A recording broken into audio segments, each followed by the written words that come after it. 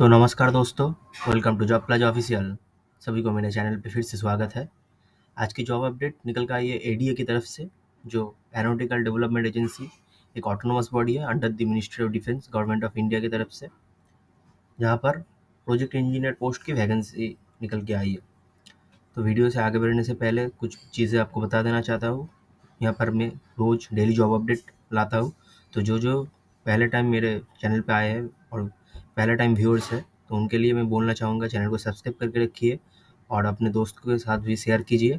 यहाँ पर आप डेली अपडेट बेसिस जॉब मिलेगा, जो भी पूरी सरकारी इंजीनियरिंग बेस्ड हो या फिर किसी भी फील्ड का हो, एनी ग्रेजुएट एनी ब्रांच सब के लिए ही एलिजिबल है। तो पहले तो फिर टाइम वेस्ट मत नहीं करते हुए आगे बढ़ते हैं। तो प्रोजेक्ट इंजीनियर पोस्ट के लिए वैकेंसी निकल कर आई है, जहाँ पर ऑल इंडिया कैंडिडेट सभी अप्लाई कर सकते हैं and without GATE score selection होने वाला है। कोई एग्ज़ाम नहीं होगा, ओनली इंटरव्यू बेसिस सिलेक्शन होगा। इसमें 75,000 पर मंथ सैलरी और स्टाइपेंड जो भी कहते हैं प्रोवाइड किया जाएगा। इसमें कुछ चीज़ें मेंशन किया गया है, जहाँ पर बी बी टेक को स्पेसिफिक ब्रांच जैसे कि mechanical, production, industrial, aeronautical and aerospace, electronics and communication, electronics and telecommunication, electrical, computer science, IT, instrumentation सभी बच्चे अप्लाई कर सकते हैं। कुछ इंपॉर्टेंट चीज़ें पहले मैं बता देना चाहता हूँ, क्योंकि टाइम वेस्ट ना हो। जो जो इंटरेस्ट होगा, जो फिट होगा क्राइटेरिया के माफिक, वो फिर आगे हम ऑफिशियल नोटिफिकेशन देख लेंगे। तो कोई भी फ्रेशर्स अप्लाई नहीं कर पाएंगे। मिनिमम 2 years एक्सपीरियंस चाहिए। मैं रिपीट कर रहा हूँ, freshers can not eligible to apply. 2 साल का एक्सपीरियंस चाहिए मिनिमम, और एक कॉन्ट्रेक्चुअल बेसिस जॉब है, मतलब 5 years तक एक्सटेंड किया जा सकता है, लेकिन कॉन्ट्रेक्चुअल है, कोई परमानेंट गवर्नमेंट जॉब नहीं है। तो जो जो फिट हो रहा है वो फादर वीडियो के साथ रहिए, हम लोग ऑफिशियल नोटिफिकेशन देख लेंगे। जो अभी वीडियो को छोड़ के जाना चाहते हैं, तो उनको मैं फिर से रिक्वेस्ट करना चाहूँगा, चैनल को सब्सक्राइब कर लीजिए और जो भी कैंडिडेट या फिर आपका दोस्त एलिजिबल है उसके साथ शेयर कर दीजिए। तो ऑफिशियल नोटिफिकेशन कुछ इंपॉर्टेंट पॉइंट मैं पहले से ही मार्क करके रखा हूँ।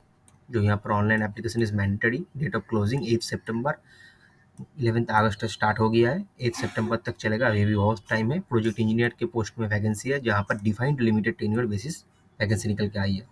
टोटल वैकेंसी 53, जिनमें से P1 जो प्रोजेक्ट इंजीनियर 1, जिसमें मिनिमम क्वालिफिकेशन 2 years चाहिए, बाकी जो है 4 year और 8 years वो हम लोग के लिए नहीं है, तो हम छोड़ देते हैं। तो टोटल 40 वैकेंसी। वो एसेंशियल क्वालिफिकेशन बहुत सारे पोस्ट निकल के आई है। P1 के अंदर करीबन 30 पोस्ट है, जिनमें से कुछ इंपॉर्टेंट मैं पहले ही मार्क करके रखा हूँ, वो बता देता हूँ। जैसे कि mechanical engineering, first class in mechanical engineering और प्रोडक्शन और इक्विवेलेंट में मिनिमम 2 साल का एक्सपीरियंस चाहिए। कौन से फील्ड में? Preparation of aircraft and structural layouts and CAD modelling and drawings. Next, mechanical engineer production और इंजीनियर इक्विवेलेंट, जो 2 साल का एक्सपीरियंस चाहिए, जिनमें से मैन्युफैक्चर, प्रोसेसिंग और असेंबली प्रोडक्शन। इसमें कुछ डिजरेबल है, डिजरेबल के अंदर मास्टर्स डिग्री मांगा गया है। जितने भी ब्रांच और जितने भी पोस्ट के बारे में मैं बताना चाहूँगा, अभी बताने वाला हूँ, सभी में एमटेक चाहिए, मतलब एमटेक डिजायरेबल में रखा गया, मास्टर्स डिग्री दोनों तरफ ही। और कुछ एसेंशियल के अंदर जो जो है वो मैं मार्क करते हुए जा रहा हूँ। तो सभी के अंदर फर्स्ट क्लास डिग्री चाहिए बैचलर्स में, और कुछ इक्विवेलेंट ब्रांच है, जिसमें से मैकेनिकल, प्रोडक्शन, इंडस्ट्रियल और इक्विवेलेंट ब्रांच, मिनिमम 2 साल का एक्सपीरियंस किस फील्ड के अंदर ना, डिजाइन, मैन्युफैक्चरिंग और पॉलीमर और स्कैड मॉडलिंग के अंदर। देन फोर्थ वाला मैकेनिकल इंजीनियरिंग, सेम 2 साल का एक्सपीरियंस, कौन से फील्ड में ना, stress analysis using FE software like HyperMesh, Nastran and Patran. और डिजेबल का तो मास्टर्स डिग्री तो रखा ही गया है, और कुछ गुड नॉलेज इन ट्रिटरी एलिमेंट्स है तो अच्छा है। डिजायरेबल के मतलब अगर आपके पास होगा तो अच्छा है, नहीं तो नहीं होगा, तो कोई भी इसमें कोई इफेक्ट नहीं पड़ने वाला है। देन फिफ्थ पोस्ट जो मैकेनिकल के लिए ही है, मेगा मिनिमम 2 years का एक्सपीरियंस, इस सब फील्ड में, रिलेटिव फील्ड में essential. Then aeronautical and aerospace engineering के अंदर, उसमें भी 2 साल का एक्सपीरियंस मांगा गया है। Experimental aerodynamics, computational aerodynamics, aircraft performance and flight mechanics के अंदर। Then seventh, electronics and communication, electronics and telecommunication, electronics and electrical engineering और उसके इक्विवेलेंट ब्रांच। इनमें भी 2 साल के experience in FPGA, SoC based embedded system और C plus plus embedded system, software development, testing and verification के अंदर, और पीसीबी डिजाइन एंड एनालिसिस के अंदर 2 साल का एक्सपीरियंस मांगा गया है। सभी में 2 साल का एक्सपीरियंस और उसके साथ फर्स्ट क्लास बैचलर डिग्री और मास्टर्स डिग्री डिजायरेबल में रखा गया है। यहाँ पर फिर से computer science and engineering, information technology, information science and engineering, minimum 2 साल का experience in relative field. Then essentials के अंदर फिर bachelors in engineering and mechanical के अंदर 2 साल का experience in design development testing evolving technical specification test schedule test plan etcetera etcetera.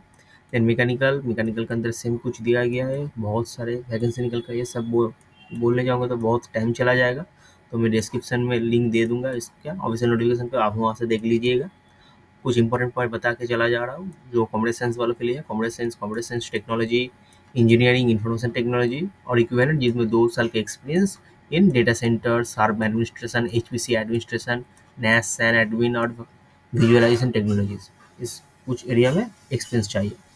Then instrumentation, electrical and electronics, electronics and instrumentation, electronics and communication, control और उसका equivalent branch जिसमें भी 2 साल का एक्सपीरियंस, उसके साथ experience required in design and development of flight control test system. फिर essential mechanical के अंदर मैकेनिकल एरोनॉटिकल और एयरोस्पेस के अंदर 2 साल का experience in design and development of flight control. वहाँ पर कुछ इलेक्ट्रिकल इलेक्ट्रॉनिक्स कम्युनिकेशन के अंदर कुछ 2 साल का एक्सपीरियंस कुछ रिलेटिव फील्ड में। देन यहाँ पर भी कंप्यूटर साइंस के अंदर कुछ एक्सपीरियंस और computer science and computer science technology desirable के अंदर मिनिमम 2 ईयर्स का software design using ADA and C language. Then और कुछ डिटेल्स यहाँ पर दिया है, बहुत सारे हैं, वीडियो बहुत ज़्यादा बड़ा हो जाएगा तो मैंने मार्कर करके आपको लोग को दे देंगे, हम वहाँ से देख लीजिएगा।